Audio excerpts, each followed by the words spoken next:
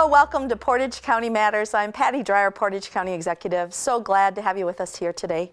Today we will be talking with Cindy Petruski, our Aging and Disability Resource Center Director, and I'm very excited to share the story of some of our nutrition programs and a new frontier for them, I think, a new day for nutrition in Portage County as we continue to advance on local foods and making sure that we are reaching people wherever they are with their own tastes and interests in nutrition.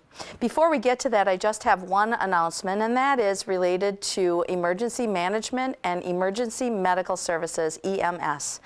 I am proposing a reorganization that will split those two apart, for EMS is continuing to interfere, in my opinion, with the success of our and stability of our emergency management programs and services in Portage County. EMS is a countywide program, and we will manage that contract separately from emergency management. Both of those elements will be, if this passes through the county board on my recommendation, will be placed in the sheriff's office, and emergency management will be its own division. And then the EMS contract for countywide EMS will be managed by and overseen by the Chief Deputy of the Sheriff's Office. I think this is a great opportunity for us. The Wisconsin Emergency Management for many years has advised me when I would ask about emergency management, they would tell me that I needed to keep it independent, that they really highly recommended that for a number of reasons. However, today, as the times continue to change, that is no longer the case. Now they don't make any recommendation at all to local communities about where emergency management should be placed in an organization for the greatest effectiveness. What instead is going on is the Federal Emergency Management Agency, or FEMA, is now leaning a different way and encouraging, through grant programs and other opportunities, that law enforcement and emergency management become much more entwined, because the nature of emergency management isn't about storms and disaster cleanup due to climate events, but it is about active shooters, unfortunately, and other human disturbances that really draw on law enforcement resources first and foremost. So I think this step will be a great one for our future. We'll make sure that we build in some opportunities for and encourage that there be some reviews in the short term related to these programs, so that we can look back and make sure that it's working the way we want it to.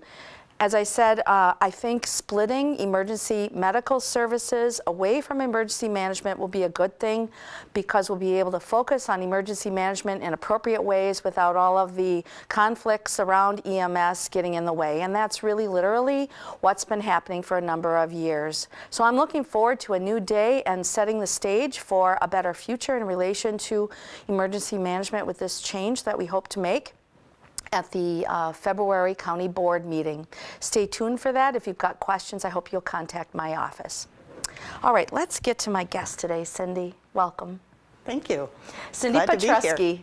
Petruski. Cindy Petruski, the Aging and Disability Resource Center, so I might say ADRC Director. Yeah, glad to have you. Thank you. Yeah, now Christy Cooley was going to be joining us today. She's our ADRC Nutrition Program Manager, but she couldn't be here, unfortunately. Yes. Yeah. So you get to be the one, but you're wearing all the right uniform to help tell the story about the theme today. I am. So we have a lot going on in our nutrition program these days. And just to sort of give you a base, to remember that we have 6 dining sites throughout the county, 2 in Stevens Point, Lincoln Center, and the High Rise that serve 5 days a week. Then and Rosholt at Faith Lutheran Church serves 5 days a week. Then we have a dining site at the Plover Municipal Center on Tuesdays and Thursdays. We have a dining site in Junction City on Tuesdays and Thursdays, and Amherst at the Jensen Center on Monday, Wednesday, and Friday. And those are all noon meals. So it's lunch that we serve at those sites. But now we have a new program that's helping us to introduce breakfast. Isn't that great? It is. It is. Yeah. So talk about that program. What's it called? How do we learn more about it too? I want to make sure that folks have a lot of different tools before the show is over today too. The program is called My Meal, My Way, and it is a breakfast program. It's set out in the community, so rather than coming into a dining site, you're going to a restaurant for breakfast. We do, with all of our programs, request a donation, and we have a suggested donation amount. The program is currently taking place, we're piloting it in Plover at the Cottage restaurant on Wednesday mornings from 8 until 10. And word is getting out, because our first week we had 6 people, our second week we had 10 people, and yesterday we had 31. Oh, graph that up. That's fabulous. And I'm sure, despite, not that we haven't been advertising it, but I think word of mouth has really been the biggest player in this program. So how does it work? So let's say a person showed up Wednesday morning. Tell us the time again. It's from 8 until 10. So you can come anytime in that window? Anytime during that window.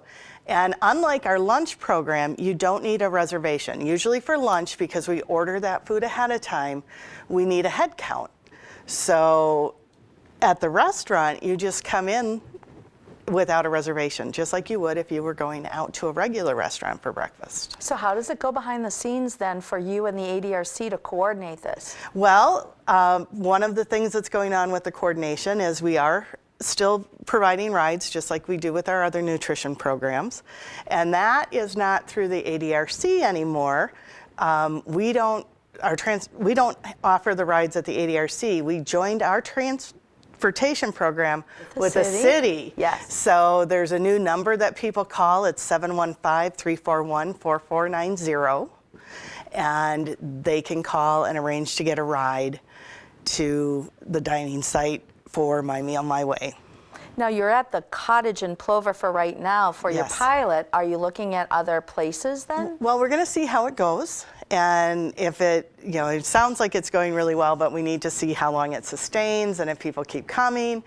And once we're there, then we'll look at expanding it in other places in the county. So when we look at the donation-based programs, what is that recommended donation? I thought it was $3. It's $3.50 $3.50 for lunch, but we do ask the suggested donation for breakfast is $4. We pay more for the breakfast than we do for the lunch through the school district. Well, but being in the restaurant location itself would speak to that. But how does the ordering go? Do you organize something that's a choice menu? And there are 4 choices for people at My Meal, My Way. There's an oatmeal with fruit. There's a rolled I could use that omelet. right now. Thank you very much. There's a rolled omelet with potatoes and ham. There's scrambled eggs with toast and potatoes and ham. And then there's also a blueberry strata with blueberries and cream cheese and croissants that is very popular. Wow. So I should have waited after the oatmeal for that one, right? They can pick whichever they want, but they go to Marianne Sankey first. Marianne is our Plover Dining Site Manager, and she covers the Plover Municipal Center as well. They go to Marianne, they let her know what they want. Marianne takes those orders to the kitchen and they get a table number. So so excuse me, Cindy, so Marianne is at the site of the cottage when you come in? Yes. Oh, and sort of like at the front table and then choose from the menu and then Yes. Marianne takes it to the back and gets it. Right, and then their waitress serves the food. Oh, because at first when you were saying it, I was thinking it was go to the dining site and then, but that isn't the way it goes. Yeah. Okay. So for breakfast, it's you register with Marianne, and if you're a new person, we do have a registration form that you have to fill out that keeps us compliant with Older Americans Act. But this is a really new program for us. We've not tried something like this before. Other communities in the state have had this program, and it has been very successful. So we are hoping to be able to grow this. So I remember it was probably 3 months ago, you and I were talking as we do during our our monthly meetings. And one of the things that you had asked about was, did we know of any caterers in certain areas of the county that we could be partnering with to provide more decentralized meal options for seniors? And I remember, that conversation clearly. We were looking at the southwest part of the county in particular at that time. And so do you see that there will be some options like that if we don't have strong cafe kinds of options in those communities, that we could cater it to a different location? Or breakfast is hard to cater. Breakfast foods don't travel as well I didn't know. as perhaps a lunch food would. Eggs can get runny or hard, or so it's a little more difficult sometimes for breakfast. But that doesn't mean that we can't find other locations. And one of the things that we're looking at is there a way that Lincoln Center could be serving breakfast, including cooking on our site? We do have the equipment and the capability. So when we talk about why breakfast, I think I know some of the answers, but will you tell everybody, why are we concerned about breakfast versus lunch when you're looking at our demographics and our interests of seniors and so on? There's a couple of reasons. Number one, I grew up in the 70s, so breakfast is the most important meal of the day. At least that's what we got in school. Yep. But it's not just that. I mean, we're trying to fulfill a third of the nutritional requirements for seniors as based on the Older Americans Act. One of the things with putting something out in the community versus having it at a more institutional location is it makes it a little easier for people to start to get acquainted with the ADRC. So it's not quite so scary if something else comes up and they're in a urgent situation, they are more comfortable reaching out to us. We're also hoping to reach some of our younger seniors in our community. Not that we don't have some younger seniors now, but we would like to see more of them become interested in what we can offer them throughout Portage County, not just in Stevens Point at the Lincoln Center. So why don't you give me some age parameters so I can see if I'm a senior? So to qualify for Older Americans Act meals, you have to be 60 or older, or the spouse of someone who is 60 or older that you are eating with. Interesting on that second point. So I'm not a senior yet, okay? But I'm staring it in the face. yes. But So then what? So that's the only two parameters. How about if I the have other disabilities is- and I'm younger than that? If you have a payer source, for instance, sometimes people who are on family care, Yep. family care may purchase a meal for them. Or if the okay. meal, if you're younger and have a disability and the meal takes place where you live, for instance, the high rise.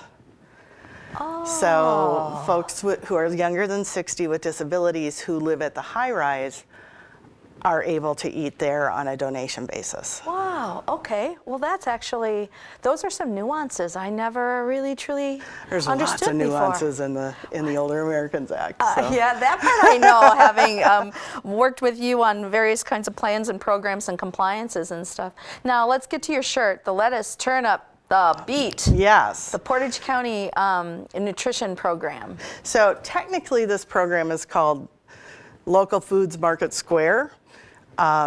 What we're trying to do is we're working with Farm Shed and other area farms to purchase vegetables, and then we serve them. They're incorporated into our meals rather than everything being canned or frozen from the store or from Reinhardt or the commodities program, however it comes to the school currently. These are local foods. They are grown in central Wisconsin, most of them in Portage County. We serve carrots, we serve beets, we serve cauliflower and potatoes that are all locally grown. Fabulous. And so how does one find out if it's a meal that's being offered that has the local food component? Well, we do have a menu, and if you pick up the ADRC Post, which is our bi-monthly newsletter. I have one right here in my lap. Yep, and you can see right on the cover what the logo looks like. And every week, there's at least one day where local foods are served. And those days are noted on the menu within the post, and you can also find them online on our website. So that's on page 12 of this this January-February 2018 edition. So you said every day there's at least every one? week. Every week. There's at least one option. Fabulous. All right. So how do those relationships come about? Is Christy working on that? Christy has been working on that. We have an intern who is also very interested in this, who's been phenomenal. So we've been very happy with her. This is kind of her forte. She's enjoying it a lot. An intern from UW-Stevens Point? Yes. Terrific. Yes, a student intern. And then it's a statewide initiative, and we got a grant to purchase the vegetables, et cetera, and start this out. But it's a wonderful way for us to support local farmers, to support local activities, and really, a lot of our seniors were gardeners or they were farmers, and they really seem to appreciate this idea of the food being local. Do any of those foods ever get grown in our community gardens? Have we wound Not those two? Not yet, but together? we will be looking at doing that coming up. We're going to start putting in some information into the newsletter for the Add a Row. Oh, sure. And Excellent. that initiative has happened in lots of different Absolutely. programs over the years. But we're going to ask people to do that so that we have local fresh vegetables. Plus, anything that isn't used in the kitchen, we have for many years had a free produce table for seniors. I was just going to mention that, Cindy. It's great for me to be able to bring over vegetables I grew in my garden.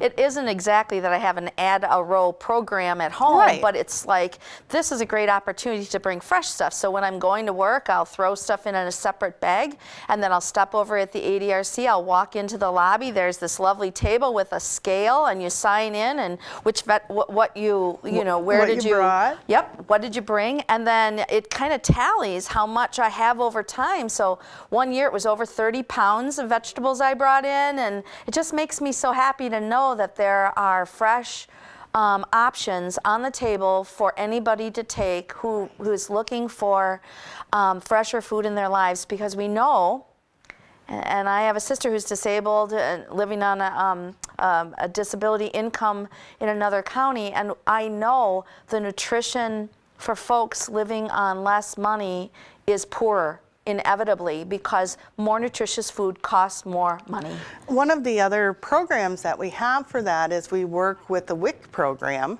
and we have a farmers market coupon initiative where we've been able to provide $25 worth of coupons to seniors and other participants through WIC, who can then purchase fresh vegetables even down on the square during the summer.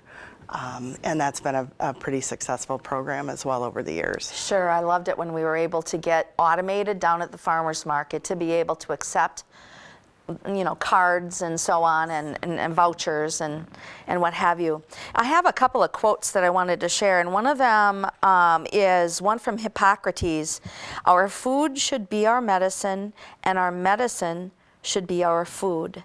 And that's back to that comment I think we were just talking about in relation to more nutritious food being better for us is better medicine for us. It is. Yeah. It's much easier to stay healthy when you are eating food that is good for you. Yeah, absolutely. And then there's one that's kind of partnered with this that I think that you are attending to so well, Cindy, and you and your staff's efforts related to our nutrition programs.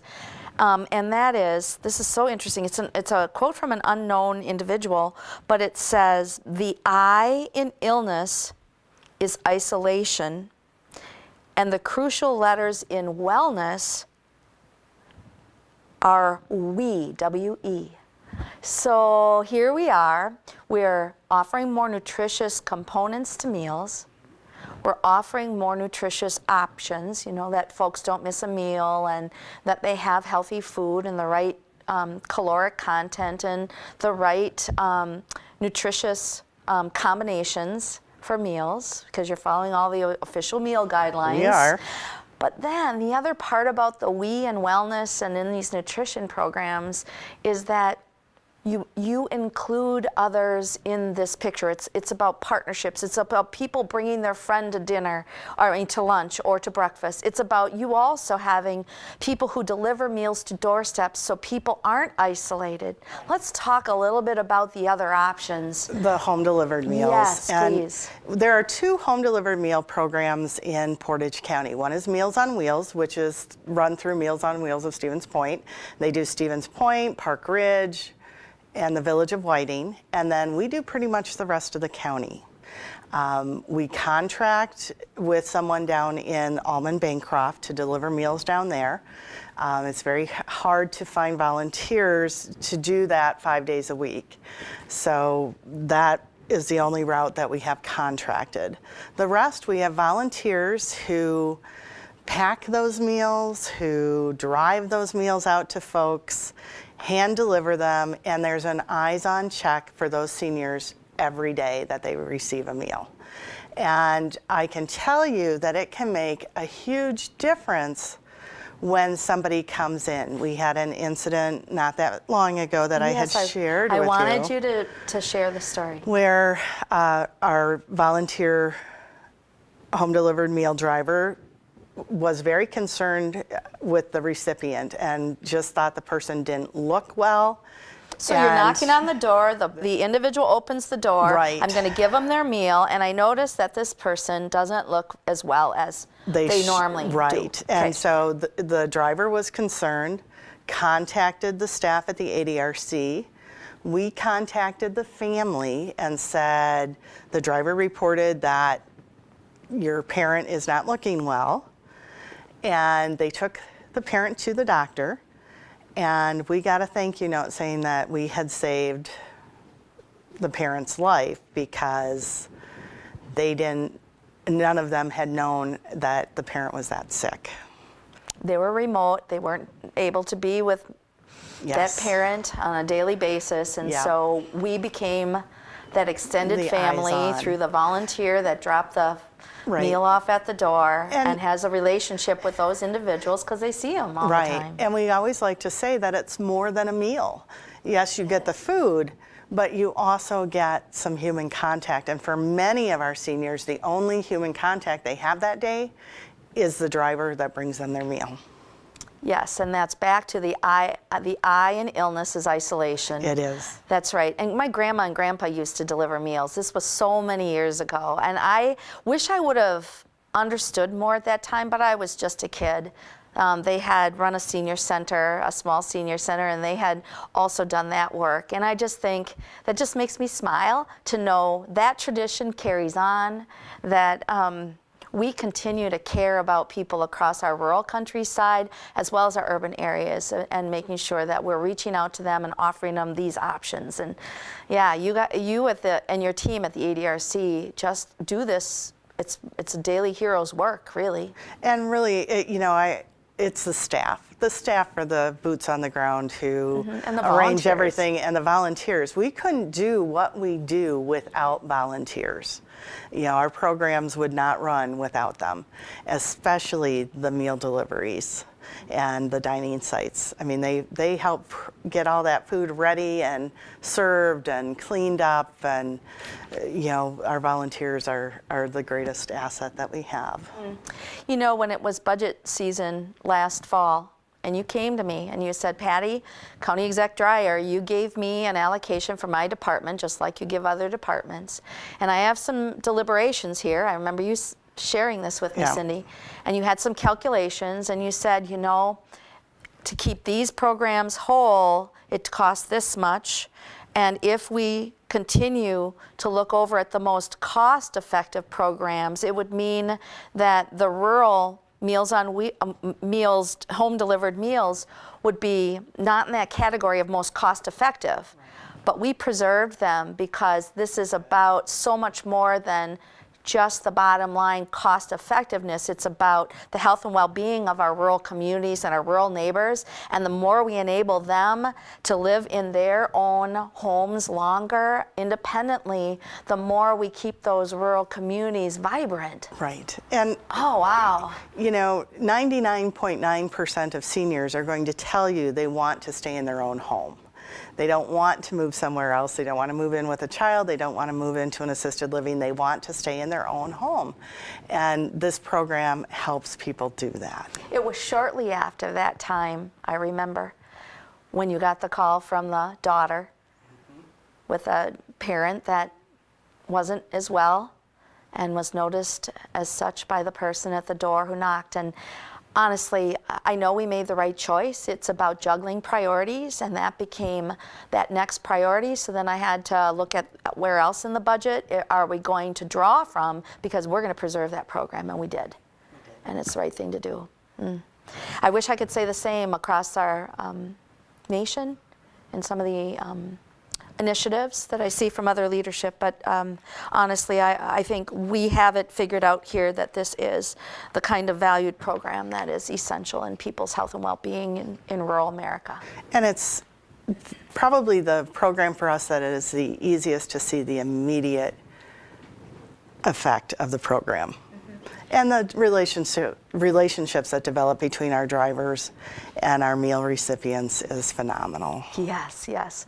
Now, we also deliver that extra meal or two that are waiting in case there's a bad storm or something that prevents us from getting there, to make sure they have at least a hot meal a day. Yes. And talk about that, Cindy. We're actually a little delayed this year, but we are purchasing those. We give people 3 non-perishable meals that they can have then when they need food because we can't get to them. Pretty much the rule for our programs is if the schools are closed, we're closed. If the roads are so bad that the buses aren't out, we really don't want our seniors out driving, especially from some of the rural areas where the roads tend to be much harder to get through. So we close our nutrition program and our services for the day when that happens. So I have another quote, the one that I think sums up what our Aging and Disability Resource Center, what you do on a daily basis through all of your programs, including the nutrition programs, and I just wanted to make sure that I shared this. It's by William London, and it is, "To ensure good health, eat lightly, breathe deeply, live moderately, cultivate cheerfulness, and maintain an interest in life." And when I think about our ADRC, certainly we're helping people eat appropriately and lightly and well. We're helping them take some deep breaths and realize, wow, I'm a valued elder of my community and I have a lot of social acquaintances through the ADRC programs, and that's where that cheerfulness comes for sure. And they can live then moderately. It's more than getting by. It's about giving back and lots of other things too. And then helping them maintain an interest in life, which we know makes seniors at the end of the day and everybody healthier because they're engaged and valued. Yes. Cindy, we have only a few moments left in the show, and I just wonder, is there any final parting thought you would like to give folks about our program? I would encourage anyone who, as a senior, is having issues in the community or health concerns that might impact their ability to live independently, to contact the Aging and Disability Resource Center. There are options within our community that can help you stay in your home, help you figure out what you want to do. The emphasis is on you, not on what anybody else thinks. There you go. So we'll put the phone number for the Aging and Disability Resource Center at the bottom of the screen. And Cindy Petruski, ADRC Director, thank you so much for joining me today. Thank you for having me.